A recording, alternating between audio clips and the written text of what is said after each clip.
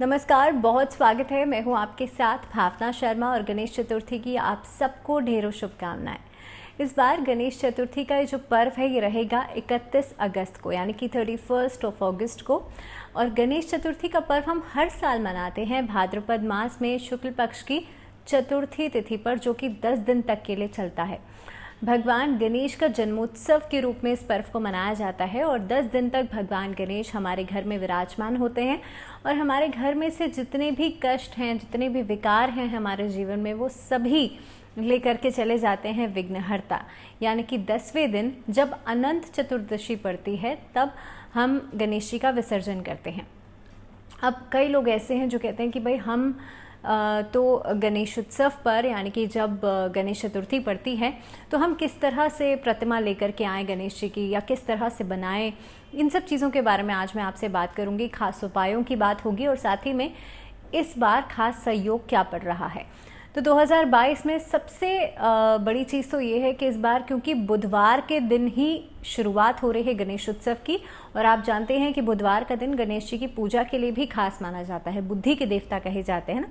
तो इसीलिए भगवान गणेश का जो जन्मोत्सव है या गणेश उत्सव की शुरुआत जो है वो इस बार बुधवार के दिन के होने से भी ये दिन अपने आप में खास हो जाता है। देखिए, जो चतुर्थी तिथि है वो लग जाएगी 30 अगस्त को दोपहर के समय पर, लगभग 3 बजकर कुछ मिनट पर, जो कि रहेगी 31 अगस्त दोपहर के समय तक ही। लेकिन अगर हम उदय तिथि के हिसाब से देखें तो 31 अगस्त का दिन ही सही माना जाएगा गणेश चतुर्थी के पर्व को मनाने के लिए। तो इसीलिए जो 31 अगस्त है इसी दिन से ही जो गणेश उत्सव की शुरुआत है वो हो जाएगी। अब दूसरा योग जो बन रहा है वो बन रहा है 31 अगस्त को सुबह 6 बजकर कुछ मिनट तक रवि योग बन रहा है। और रवि योग में अगर आप भगवान गणेश की पूजा करते हैं तो आपके जीवन में से जितने भी कष्ट हैं, जितने भी विकार हैं, वो खत्म हो जाते हैं।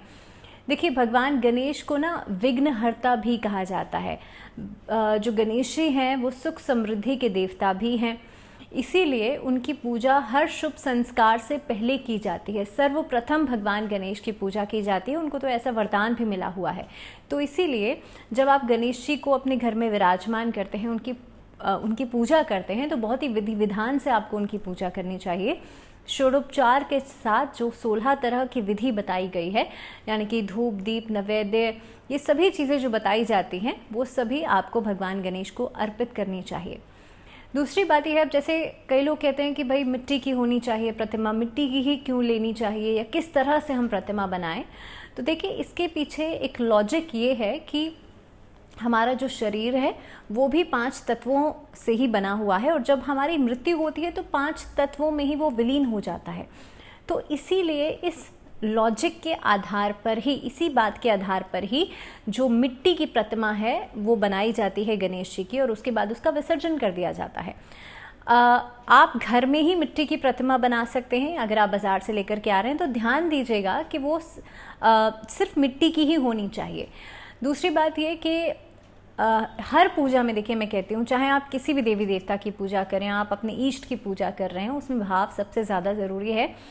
तो कुछ लोग ऐसे भी हैं, क्योंकि 10 दिन तक जब गणेश उत्सव मनाया जाता है तो पूरे 10 दिन विधि विधान से गणेश जी की पूजा की जाती है, उन्हें 3 पहर का भोग लगाया जाता है। तो इसीलिए कई लोग ऐसे हैं जो भाई घर पे नहीं रहते, ऑफिस गोइंग हैं, नहीं कर सकते पूजा या नहीं स्थापित कर सकते गणेश जी की मूर्ति, तो आपके लिए मानसिक पूजन भी उतना ही लाभकारी रहेगा। इसीलिए अगर आप मान लीजिए घर में नहीं ला सकते गणेश जी को, तो आप मानसिक पूजा कर सकते हैं। मानसिक पूजा का मतलब है कि आप मन से, आप अपने भाव जो हैं उनको सही रखिए। आप दिन की शुरुआत गणेश चालीसा के साथ कीजिए, गणेश जी के मंत्रों के साथ कीजिए, विघ्नहर्ता को स्मरण करते हुए दिन की शुरुआत कीजिए, और दिन का अंत भी उनके स्मरण के साथ ही कीजिए। आप देखिए, पूजा उतनी ही आपकी लगेगी जितने की आप घर पर ला करके करेंगे। तो इसीलिए मन में कोई भी इस चीज़ का नेगेटिविटी लाने की ज़रूरत नहीं है कि भाई मैंने घर में नहीं ला रही हूँ मैं, या घर में नहीं ला रहा हूँ, या उसकी वजह से मेरी लाइफ में कुछ हो जाएगा, ऐसा कुछ नहीं है। आप मानसिक पूजन भी कर सकते हैं। अब दूसरी बात यह है कि क्या खास उपाय इन दिनों में किए जा सकते हैं। देखिए, 9 सितंबर को, 31 अगस्त को गणेश चतुर्थी रहेगी और 9 सितंबर को अनंत चतुर्दशी रहेगी, जिस दिन विसर्जन का दिन रहेगा। अब इन 10 दिन तक पूजा कैसे करनी है और आपको क्या खास उपाय करने हैं। गणेश जी की पूजा में, जैसे मैंने पहले ही कहा था आपके घर में सुख समृद्धि बढ़ती है जब आप घर में गणेश जी की पूजा करते हैं। आपके घर में अगर कोई वास्तु दोष है, जो कि अक्सर लोगों के घर में होता है, या छोटी छोटी चीज़ें ऐसी होती हैं जो लोगों को पता ही नहीं चलता है कि भाई घर में कोई हेल्थ इशू है, किसी न किसी वास्तु दोष की वजह से हो रहा होता है, आर्थिक समस्या है वास्तु दोष की वजह से हो रहा होता है। तो कई बार ऐसा होता है, people are living in builder flats और अलग अलग जगहों पर लोग रह रहे हैं, फ्लैट्स में हैं, तो उतना रिकंस्ट्रक्ट करना पॉसिबल नहीं है। तो इसीलिए अगर घर में किसी भी तरीके का कोई वास्तु दोष है या कोई भी समस्या है, तो आपको गणेश चतुर्थी पर क्या करना है, जिस समय पर रवि योग पड़ेगा, जैसे मैंने कहा सुबह 6:17 तक है रवि योग, तो आपको अपने घर के चौखट पर, अपने घर की मेन एंट्रेंस पर जाकर के सबसे पहले उसे पानी से, गंगा जल के छिड़काव से साफ कीजिए, उसे अच्छी तरीके से क्लीन कर लीजिए। घर की चौखट को कोई भी गंदगी वहाँ नहीं होनी चाहिए। भगवान गणेश की प्रतिमा जो है आप अपने घर की मेन एंट्रेंस पर ज़रूर लगाएं। उसके बाद आप स्वास्तिक का चिन्ह बनाइएगा। देखिए, स्वास्तिक का चिन्ह भगवान गणेश का ही प्रतीक माना जाता है और उसमें जो 4 बिंदी आप लगाते हैं, कई बार लोग स्वास्तिक को भी गलत तरीके से बना देते हैं, जिसका उल्टा असर उनके घर में पड़ता है। I have seen many people जो कि स्वास्तिक कई बार उल्टा बना देते हैं। तो आप सोच के देखिए कि जब आप स्वास्तिक ही उल्टा बना देंगे या उसको गलत तरीके से बनाएंगे, उसमें जो मेजर चीज़ें हैं वो नहीं करेंगे, तो आपके घर में उसका नेगेटिव असर इम्पैक्ट पड़ेगा, क्योंकि वो भी एक तरीके का वास्तु दोष बन जाता है। तो आप स्वास्तिक का चिन्ह सही तरीके से बनाइएगा। उसमें 4 बिंदी बीच में ज़रूर लगाई जाती है और कोशिश करें कि 4 बिंदी रिद्धि सिद्धि, भगवान गणेश की 2 पत्नियां और शुभ लाभ का प्रतीक माना जाता है। तभी कहा जाता है कि आपके घर में सुख समृद्धि बढ़ती है।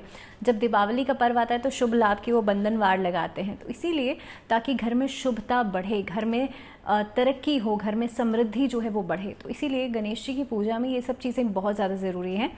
वास्तु दोष के लिए घर के एंट्रेंस के दोनों तरफ, चौखट के दोनों तरफ आप स्वास्तिक चिन्ह हल्दी से बनाइएगा। हल्दी का इस्तेमाल कीजिएगा बनाने में। आप देखेंगे बहुत ही जल्द आपके घर में जो भी परेशानियां हैं, जो भी विकार हैं, वो खत्म होंगे। दूसरी चीज़ ये कि कई लोग घर, खास तौर पर जो लोग अविवाहित हैं या शादी होने में परेशानी हो रही है, मैरिज लाइफ में प्रॉब्लम्स आ रही हैं, दाम्पत्य जीवन में दिक्कतें हैं, गणेश चतुर्थी पर से शुरुआत करते हुए आपको करना ये है कि गणेश जी को सिंदूर अर्पित करना है और 10 दिन तक गणेश जी को सिंदूर अर्पित कीजिएगा। कोशिश ये करें कि जब आप सिंदूर अर्पित करेंगे तो गणेश जी के मंत्र बोल सकते हैं, ओम गण गणपते नमः, या फिर गणेश चालीसा का पाठ या गणेश स्तुति पढ़ सकते हैं गणेश जी के सामने बैठ करके। इस उपाय के करने से भी बहुत जल्द जो भी समस्या है, खासतौर पर रिलेशनशिप वाली प्रॉब्लम, जल्द खत्म होती है। तीसरी चीज़ ये है, अगर व्यापार में दिक्कत है, अगर काम नहीं चल पा रहा है, पैसा नहीं आ पा रहा है, पैसा कहीं पे ब्लॉक्ड है, रुक गया है, तब आपको क्या करना है, आपको गणेश चतुर्थी पर हनुमान जी को पान का पत्ता और उसके अंदर सुपारी लपेट करके आपको जो गणेश जी हैं उनको अर्पित करनी है। और कोशिश कीजिएगा उनके सामने गाय के घी का दीपक ज़रूर जलाएं और साथ ही में विघ्नहर्ता की पूजा आप ज़रूर करें। कोशिश करें जब आप दीपक जला देंगे उसके बाद 5 बत्ती की, जो 5 दीपक की आरती होती है, उससे आप गणेश जी की आरती करके अपनी पूजा को संपूर्ण कीजिएगा। और पूजा के अंत में आपको इस मंत्र को चैंट करना है। मंत्र सुन लीजिए, मंत्रहीनम क्रियाहीनम भक्तिहीनम सुरेश्वरी यत् पूजतम मया देवी परिपूर्ण तदस्तु में। यानी कि मेरी पूजा मंत्रहीन है, क्रियाहीन है, भक्तिहीन है, लेकिन आप मेरी पूजा को स्वीकार कीजिए और उसे संपूर्ण कीजिए। तो इसी मंत्र के साथ आप पूजा को संपूर्ण करेंगे। उसके बाद आपको क्या करना है, हर बुधवार आपको गणेश जी को दूब घास और मिष्ठान में लड्डू या मोदक आप अर्पित कर सकते हैं और गणेश चालीसा का पाठ आपको करना है। आपका जो भी व्यापार नहीं चल रहा है, जो भी समस्या आ रही है, बहुत जल्द खत्म हो जाएगी।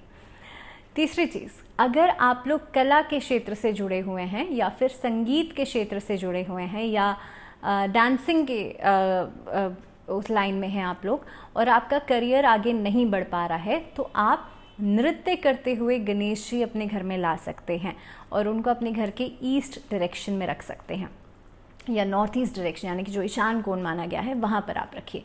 देखिए, जो नृत्य करते हुए गणेश जी होते हैं उनको अगर आप घर में रखते हैं तो आप कला के क्षेत्र में, संगीत के क्षेत्र में आप तरक्की करते हैं। और ख़ास तौर पर जिन लोगों को इस क्षेत्र में तरक्की चाहिए उन लोगों को नृत्य करते हुए गणेश जी घर में ज़रूर रखने चाहिए। इसके अलावा जो स्टूडेंट्स हैं, क्योंकि गणेश भगवान को बुद्धि के देवता भी कहा जाता है, तो इसीलिए जो स्टूडेंट्स हैं, जो छात्र हैं, जिनकी जो चीज़ों को मेमोराइज़ नहीं कर पाते या जिनका बुद्ध कमज़ोर है, जिनकी स्पीच अच्छी नहीं है, क्योंकि बुद्ध जो है आपके कुंडली के अंदर वो स्पीच को भी रिफ्लेक्ट करता है, स्पीच को भी शो करता है। तो इसीलिए अगर किसी की स्पीच अच्छी नहीं है, स्टैमर करता है, हकलाता है, या स्पीच में कहीं ना कहीं कोई प्रॉब्लम है, या फिर जो स्टूडेंट्स हैं वो लोग गणेश चतुर्थी पर गणेश जी को एक कलम यानी कि एक पेन ज़रूर अर्पित करें। पेन को इस तरीके से अर्पित कीजिएगा कि पेन के ऊपर आप दूब घास जो है ना वो लपेटिएगा और उसके ऊपर एक कलावा लपेट करके आप गणेश जी को अर्पित कीजिएगा। और आप ऐसा करेंगे तो आप देखेंगे बहुत जल्द जो आपकी पढ़ाई में जो भी दिक्कत आ रही है, आपका फोकस बढ़ने लग जाएगा। इसी के साथ साथ हर बुधवार, कम से कम 11 बुधवार, गणेश चतुर्थी से शुरुआत करते हुए 11 बुधवार आपको यही उपाय रिपीट करना है और आपकी जो भी परेशानी है वो बहुत जल्द खत्म होगी। आपका फोकस बनने लग जाएगा, आपका जो कंसंट्रेशन पावर है वो बढ़ जाएगी। एक और उपाय आप लोग ज़रूर कीजिएगा इस दिन, क्योंकि रवि योग इस दिन बन रहा है और बुधवार का दिन है। रवि यानी कि सूर्य देव, जिनके चार्ट के अंदर सूर्य कमज़ोर है या फिर सेल्फ कॉन्फिडेंस की कमी रहती है, विल पावर नहीं है, डिसीजंस खुद से नहीं ले पाते, इस दिन आप सुबह उठ करके जो समय मैंने आपको बताया है रवि योग का, उस समय के अंदर अंदर आप सूर्य को जल ज़रूर दें और आदित्य हृदय स्तोत्र का पाठ ज़रूर करें। ऐसा करने से आपकी कॉन्फिडेंस बढ़ेगा, आपका जो विल पावर है वो बढ़ेगी। और अगर किसी के घर परिवार में खासतौर पर फैमिली इश्यूज़ बहुत ज़्यादा हैं, पारिवारिक कलह कलेश बहुत ज़्यादा रहता है, तो गणेश चतुर्थी पर ना सिर्फ भगवान गणेश की बल्कि पूरे शिव परिवार की पूजा कीजिएगा और पूरे परिवार के साथ कीजिएगा। ऐसा करने से भी घर में कलह कलेश खत्म होते हैं, पारिवारिक समस्याएं खत्म होती हैं। तो इन्हीं खास उपायों के साथ मैं आशा करती हूँ कि गणेश चतुर्थी का ये पर्व या ये गणेश उत्सव आपके जीवन में भी खुशियाँ लेकर के आए। जुड़े रहिए चैनल के साथ और अपना ध्यान रखिए। टिल द नेक्स्ट वीडियो दीजिए इजाज़त। नमस्कार।